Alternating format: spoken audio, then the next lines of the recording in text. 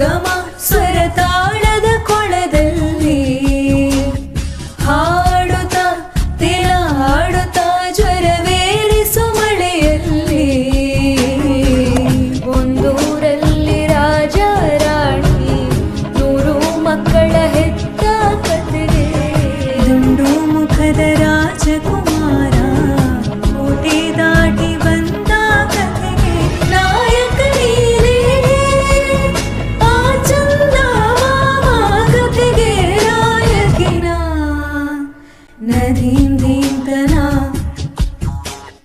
ನದೀಂ ಧೀಮ್ತನ ಮಧುರ ಪ್ರೇಮದ ಮೊದಲ ತಲ್ಲ